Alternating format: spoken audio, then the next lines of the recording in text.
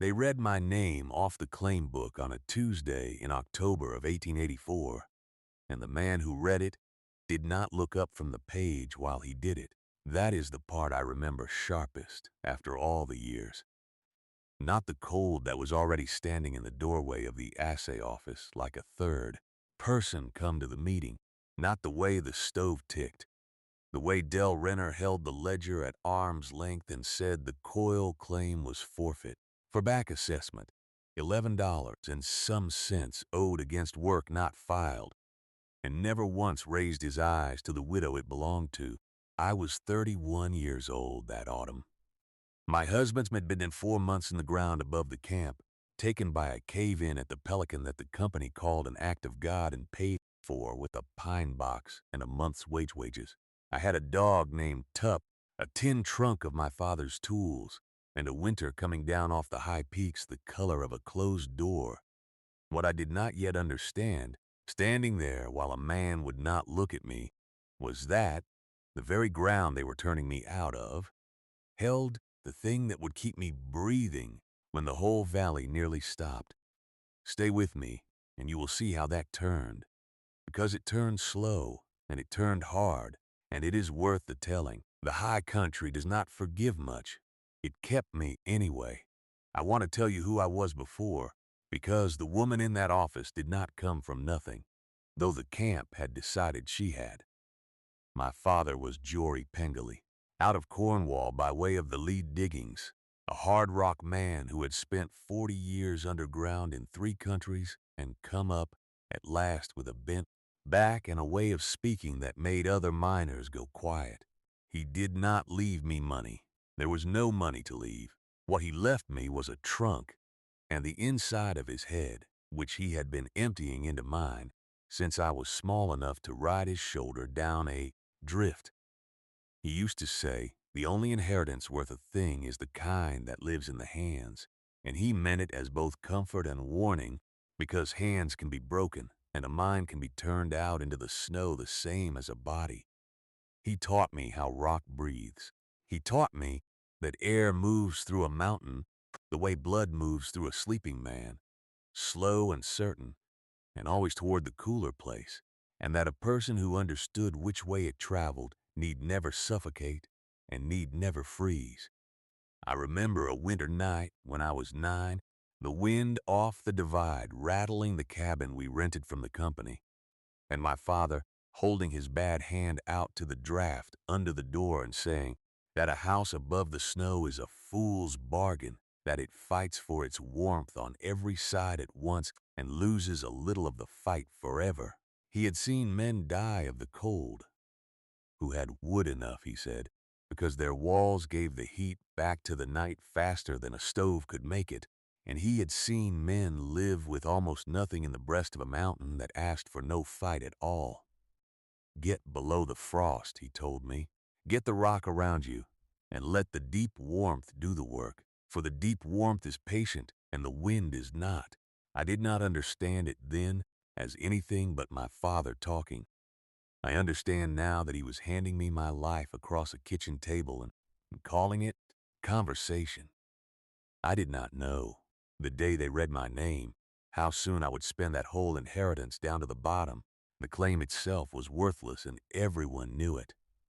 The vein had pinched out 2 seasons back, and the shaft my husband had been working belonged to the company now, and what remained to the Coyle name was a played-out prospect on the cold north shoulder of the ridge, a place called the Dolan Adit, after a man who had dug it 40 feet into the mountain looking for silver and found only granite and gave up and died somewhere else.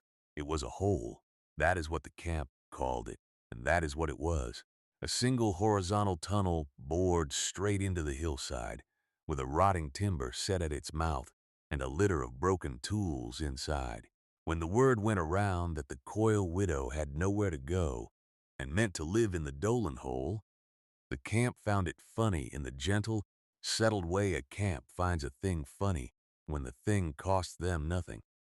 On the porch of the company store, where the men gathered in the long blue evenings, Del Renner gave it its name. He was the assessment agent and a part owner of the store both. A heavy, comfortable man who wore his certainty like a good coat, and he said it loud enough to carry. "She has gone to ground," he said, like a fox. "The widow's burrow."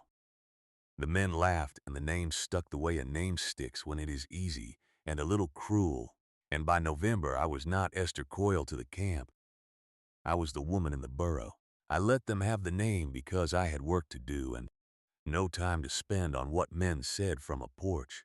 I went up the north shoulder in the third week of October, with Tup at my heel, and my father's hung trunk dragged behind me on a sledge, and I stood at the mouth of the Dolan Adit, and I did what my father had taught me to do before anything else, which was to stop and feel the air. There is a thing that happens at the mouth of a working mine, a slow, steady breath that moves out in the warm part of the day and draws back in when the air outside cools, and a dead hole has none of it, and a hole that will kill you has the worst of it, a still heavy nothing that means the bad air has pooled and waits. I stood there a long while with my hand up. The Adit breathed. Faint, but it breathed, a thread of cool moving against my palm and then easing, and I knew the mountain had not sealed the far end of it, that somewhere back in the dark there was a crack or a seam, letting the air find its slow road through. And that meant I could live in it. A man on the road below stopped his mule to watch a woman stand at a hole with her hand up like she was blessing it, and he told it in the camp that night. And that was one more brick in the wall they were building around the word burrow. I did not care. The mountain had answered me. That was enough. My father's first lesson was always the air, but his second was the timber. And the timber in the Dolan Adit was 30 years dead and soft as bread. I would not sleep one night under rock held up by rotten wood. So I spent the back end of October felling and dressing new sets. And this is slow work for one woman and a dog who can do nothing but watch. But I had been raised at the elbow of a man who set timber for his living, and I knew the work the way I knew my own name. You do not hold a mountain up by main strength. You hold it up by understanding where its weight wants to go, and you put good wood in that path, square and snug and wedged, so it takes the load gradually and not in a sudden jump that splits the post. I cut lodgepole from the slope above, and I squared the sets, and I drove them home with wedges of dry pine, working back from the mouth, replacing every rotten timber with sound, and where the old man Dolan had been careless, I was not. A timber set is 3 pieces, 2 posts and a cap, and the cap must bear on the posts, and the posts must bear on the floor. And the whole of the art is in the wedging, in driving the dry pine home a little at a time, so the set rises to take the weight slow, and even rather than snatching at it. A set wedged too hard splits at the first shift of the ground. A set wedged too soft lets the roof come down by inches in the night while you sleep beneath it. My father had set 10,000 of them, and his daughter had watched him do the better part of that, and my hands knew the feel of a good wedge before my mind had named it. The small, solid silence a post gives when it has come up snug against the cap and will hold. 40 feet of tunnel took me the better part of 3 weeks. I worked in the short, cold days and slept in the long, cold nights in a bedroll just inside the mouth, and I rose with the gray light and felt the air with my hand the way another woman might say her prayers, and then I went back to the wood. My hands cracked and bled and healed into something closer to my father's than I had ever thought they would, the palms going hard and the knuckles thickening. And there were mornings I could not close them until I had held them to the small fire a while. Tup slept at the mouth each night and warned me of nothing, because there was nothing yet to warn of, and the camp went on, calling it the burrow and laughing in the comfortable way of people who do not yet know they are wrong. I did more than timber it. I dressed it for living, because a hole is not a home and I meant to make a home. I built a wall of dry-laid stone across the Adit 12 feet back from the mouth, fitting the rock the way my father had shown me. No mortar, just the weight and the cunning of the stones holding each other, and I left a low doorway in it and hung a door of planks with a leather flap behind to break the wind. The stone wall did a thing the camp could not see and would not have understood if they had. It made two rooms of the tunnel, an outer cold porch open to the weather, and an inner chamber that the mountain's own steady, deep warmth would hold. For the rock of a mountain is never as cold as the winter air, not far back from the mouth, and a person who walls off the inner part keeps the mountain's warmth in and the killing cold out, and burns a quarter of the fuel a cabin burns, and never feels the wind at all. I set a small hearth against the stone, with a flue of fitted rock that drew the smoke up through a crevice my father's kind of eye had found in the ceiling, a natural chimney the mountain had made, and Dolan had never noticed. I laid a plank floor over tamped earth. I hung my father's tools on pegs. I carried my husband's books and my mother's quilt up the north shoulder, and I made the inside of that hated hole into the warmest room in the valley. And no one knew it but me and the dog. There came a Sunday in early November when I had to go down to the camp for flour and salt and powder, and I knew what I was walking into, and I walked into it anyway. The store porch was full. Del Renner was holding court the way he did, and when I came up the steps with my list, he did not stop talking. He only turned it toward me, easy as a man turning a horse. "Here is the burro woman," he said to the porch. "Come up out of the ground for the daylight." And the men laughed, and one of them, a young one named Asa Cruz, who I think was ashamed of himself even as he did it, asked me did the rabbits charge me rent. I bought my flour, I bought my salt and my powder. I did not give them the satisfaction of an answer, because my father had taught me that the loud cannot be argued out of their certainty, they can only be outlasted. And I meant to outlast them. There was one man on that porch who did not laugh, an older man named Tom Bray, a teamster who had hauled ore in his day and broken his health doing it, watched me settle my goods on the sledge and said quietly, "Leave her be. She is hurting nobody." They did not leave her be. They overruled him with their laughing the way a crowd always overrules the one decent voice, and I carried that small kindness up the mountain like a coal in a tin, and I have carried it ever since, because in all that valley Tom Bray was the only one who said it out loud. I will tell you what I did not tell them, because you have stayed with me this far, and you have earned it. The mountain was speaking to me all that fall in a language the camp had forgotten how to hear. The picas were laying in grass by the armful in October, weeks early. The aspen had dropped in a single hard week instead of a slow month. The marmots were gone down deep before the first real snow, and the camp's own horses grew their winter coats thick as buffalo by the middle of the month. My father had read weather, off the behavior of animals and the color of the high sky his whole life, the way miners learn to read the small signs, because the big ones come too late, and everything I could see was telling me the same thing. This winter was going to come down off the peaks like a judgment, and it was going to come early, and it was going to stay. I doubled my fuel. I cut and split and stacked until the cold porch of my attic was a solid wall of wood, 4 cords of it, and the camp below laid in what a normal winter asked for and no more, because the camp was certain, and certainty lays in flour for a normal year and laughs at the woman hauling her 9th cord into a hole in the ground. The first storm came on the 19th of November, and it did not leave.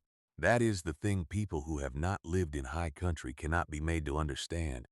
It is not one snow, and then a thaw, and then another snow. It is a siege. The first storm laid down 2 feet and froze it hard, and before the camp had dug out of it, the second storm was on the peaks, and the third came so close behind the second that no one could say where one ended and the next began.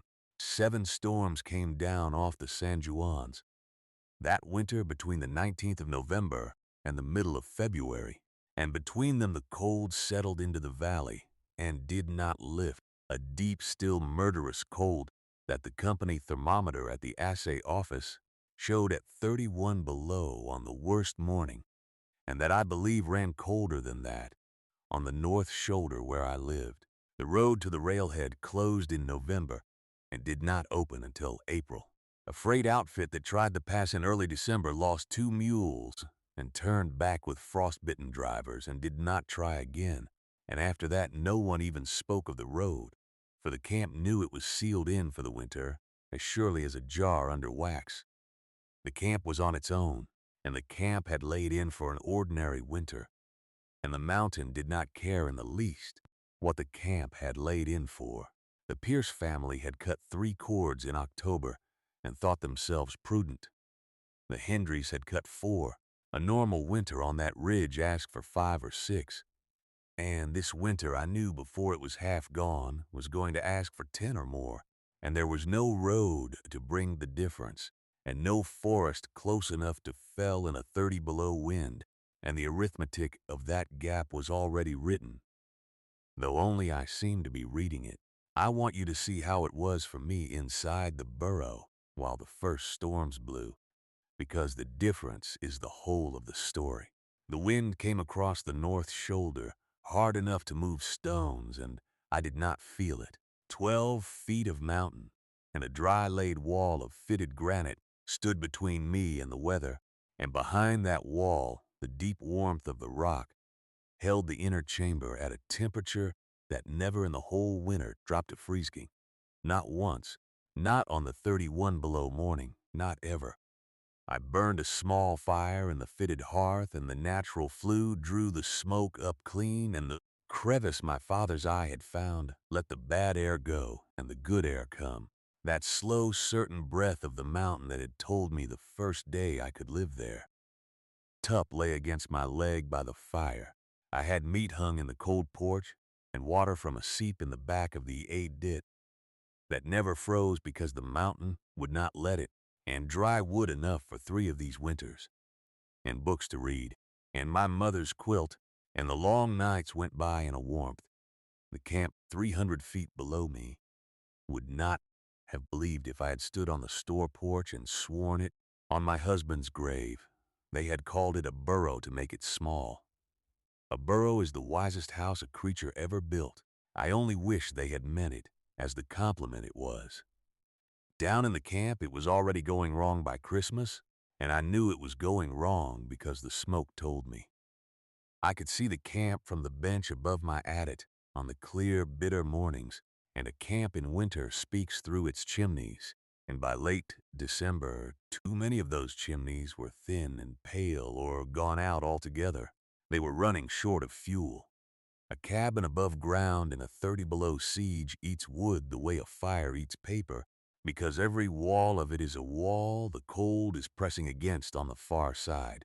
And the camp had cut for an ordinary year, and the road was closed, and there was no more to be had. Men were burning their fence rails by January. They were burning the green wood that hisses and gives no heat. They were crowding 3 families into one cabin to share a single failing stove, and the failing stove was eating the last of 3 families' wood at once, and the arithmetic of it was the kind of arithmetic that ends in a churchyard. I knew all this from the smoke and from the one trip I made down in early January when I saw the look on faces that had laughed at me in November and saw that the laughing was done. Del Renner came up the north shoulder on the 11th of January, and I have thought about that climb many times in the years since. He did not come as a friend. He came because the store was nearly out of everything that mattered, and a man had told him the burro woman had hauled 9 cords of wood up the mountain in October, and Del Renner, who was responsible for the camp in the loose way that a part owner of its only store is responsible, had begun to do the arithmetic that ends in a churchyard, and did not like the answer. He stood outside my stone wall in a wind that was peeling the skin off his face, and he called in through the plank door, and his voice was not the porch voice anymore. It had the camp in it. "Coyle," he said, and it was the first time he had used my right name. "The Hendry baby is sick with the cold, and The Pierce family has burned their last rail, and I have got 40 souls down there, and wood for maybe 10 days. He stood in my cold porch then because I let him in out of the wind, and he looked at the wall and the door and the warm light coming through the leather flap, and the porch voice was entirely gone. He said, "You knew." He said it like an accusation and like a prayer at once. "You knew in October." I did not gloat. My father had cut that out of me young, had told me the day a thing you said comes true is the day, to say the least. And besides, there was no room in me for gloating with a sick baby down the hill. I told Del Renner what I knew, and I told it plain. I told him a cabin fights the cold on every wall, and a mountain fights it on none. That the rock holds the deep warmth, and a wall of stone keeps it. That the camp had been burning wood to make heat. The mountain would have given them for free if they had known how to ask. He did not understand the half of it. He did not need to. What he understood was that there was a warm, dry room in the side of the mountain with a seep that did not freeze, and that the woman who had built it had also alone foreseen the winter the whole camp had laughed off, and standing in my cold porch with the wind screaming behind him, Del Renner took off his hat in a hole in the ground he had named a burrow, and that was as close to an apology as such a man could come, and I took it for what it was. What we did over the next 10 days, I am proud of past any other thing in my life. We did not move 40 people into my attic, for it would not hold them, and the older men's pride would not have borne it. We did better. I went down the mountain with Renner, and I showed them how to do for themselves what I had done. And there is the heart of the whole matter, because a method that only saves the one who knows it is a poor sort of knowledge, and my father's kind was never poor. There were 2 other old prospect holes on the camp's own side of the ridge, the Idlewild and a nameless cut above the Pierce cabin, and I walked into each of them with my hand up and felt for the breath and found it, and I set the camp's own men to timbering them sound and walling them with dry-laid stone 12 feet back the way I had done. Asa Cruz, the young man who had asked me on the porch, did the rabbits charge me rent, worked the Idlewild beside me for 3 days, and would not meet my eye the first day, and could not stop talking by the third, asking how I knew where to wall and how deep the warmth ran and where to put the flue. And I told him, for a question, honestly asked is owed an honest answer, and I had never wanted anything from any of them but that they should learn. I showed them how to feel for the breath at the mouth, how to read whether a hole was dead or breathing before they trusted a soul to it. I showed them to set the cap on the posts and wedge it slow. I showed them to lay the stone without mortar, every rock chosen to hold its neighbor, and to leave the low door and hang the flap.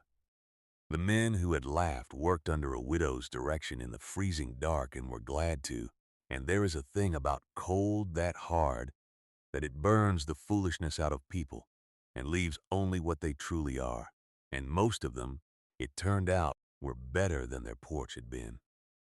We moved the families that had no fuel into the walled holes, 2 of them and 3 of them, and the sick Hendry babby wrapped against its mother by the fitted hearth I taught them to build, and the deep warmth of the mountain took them in and held of them through the back half of that winter the way it had held me, and the wood they had left, freed from the losing fight against the cold on every wall, lasted, because now it had only to take the chill off. A room the mountain was already keeping above freezing. The 7th storm was the worst of them, and it broke on the 2nd of February. 3 days of wind that no one in the valley had ever seen the equal of, and when it cleared on the morning of the 5th, the camp came out of the ground alive. That is the casualty arithmetic, and I will give it to you plain because plain is how it deserves to be given. In the camps north and south of us that winter, camps no different from ours and no worse prepared. The spring count was 11 dead in the one and 9 in the other, frozen in cabins that ran out of wood, the old and the very young first as it always is. In our camp, In that whole murderous winter of 7 storms and 31 below, not one soul was lost to the cold. Not the Hendry baby, who lived to be a grandmother and is buried up there yet. Not one. 40 souls and not one lost, in a winter that took 20 in the valleys to either side. And the difference was 4 old holes in the ground that the people had been taught to see as failures and had learned too late to laugh about it and just in time to live. To see as the warmest houses in the country, the recognition I remember best did not come from Renner. It came from Tom Bray, the old teamster, the one man who had said leave her be on the store porch in November. He came up to the Idlewild hole in the worst of the cold to help move the Pierce family. And when the work was done, he stood in the mouth of a mine that was keeping 9 people warm while the world outside froze. And he looked at the fitted stone and the sound timber and the steady warm light, and he did not make a speech, for he was not a speaking man. He put his old hand flat against the dry-laid wall as if to feel it was real. Then he said the thing I have carried longest of all the things said to me in my life. He said, "Your father is in this rock." That was all. That was the whole of it. He had known Jory Pengelly in the old days, had hauled his oar, and he understood in one sentence what Renner, with all his arithmetic, never fully grasped, that what stood in that mountain holding 9 souls alive was not stone and timber at all but a dead man's 40 years of looking, passed into his daughter's hands and out again into the rock, and that it would go on holding people up long after every hand that built it was still. I could not answer him. I put my own hand on the wall beside his, and Tup leaned against my leg, and the 3 of us stood in the warm mouth of the mountain and said nothing while the wind went by outside, and that was the truest moment of recognition I was ever given, and it had no triumph in it at all, only the quiet of a thing finally understood. The method spread, and that is the part of the story the recorder wrote down, though he got the half of it wrong the way written things always get the living half wrong. A territorial man named Hale came through in the spring of 1885, sent up to account for the winter's losses across the district, and he found a camp that had lost no one, where the camps around it had buried 20, and he wrote it in his report. And a copy of that report is in the Territorial Archive yet, and it speaks of the Coil ate it.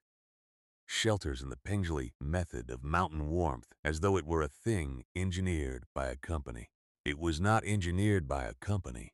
It was an old Cornishman's lifetime, given to a girl on his shoulder in the dark, and spent by that girl when the camp that scorned her needed it. Hale wrote down the form of it, the stone wall 12 feet back, the sound timber, the natural flue, and within 3 winters there were walled ditch shelters up and down that stretch of the San Juans, some built by people who understood the principle, and some by people who only copied the look of it, the ones who understood that it was about the air, and the deep warmth of the rock built them sound, and they held. The ones who only copied the shape walled up holes that did not breathe and nearly smothered in them, and had to be taught, and that is the oldest lesson of my father's trade, and the one I most want you to carry away. You cannot inherit the shape of a thing. You can only inherit the understanding, and the understanding has to be given hand to hand, the way it was given to me, or it dies in the giving. I lived in that mountain for 19 years.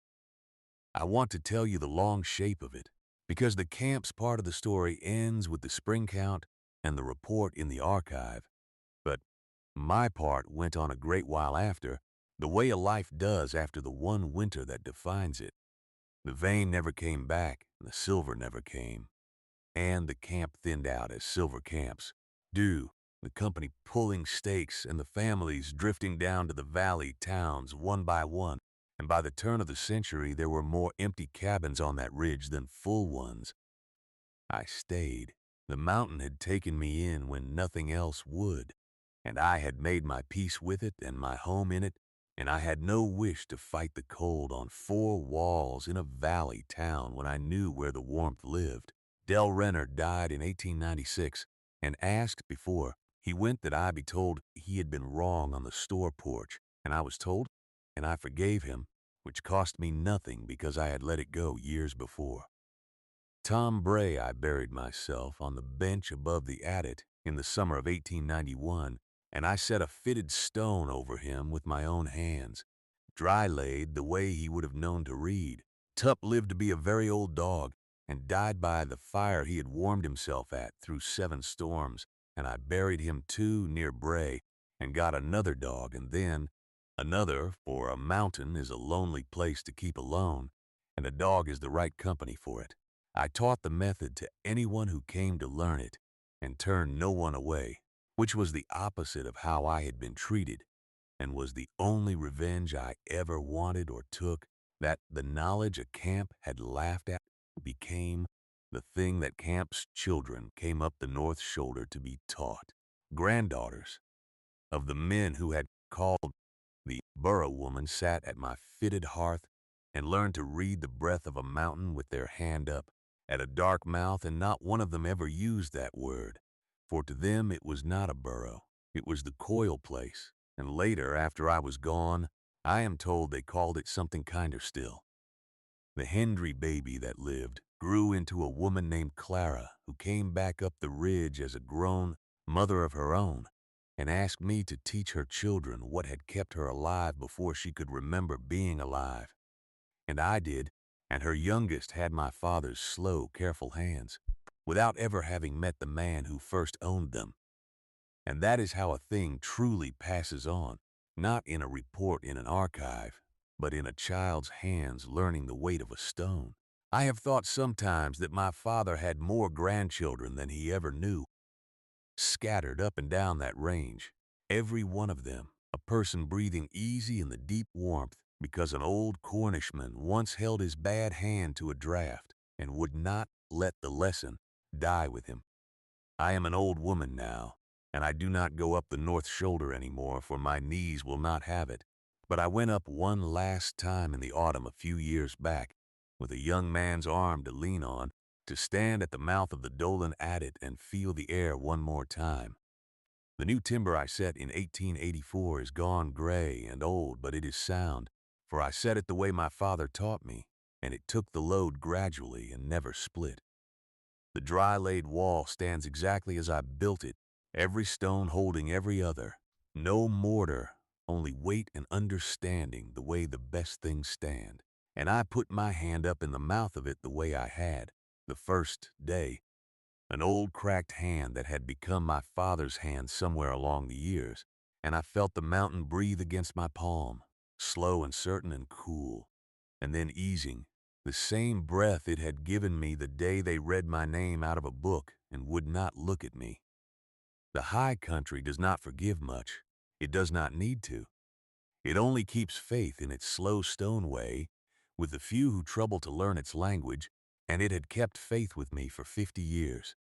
And it keeps it yet, breathing in the dark, holding the warmth in the deep rock against the day someone comes again with their hand up, ready to be told which way the air goes home.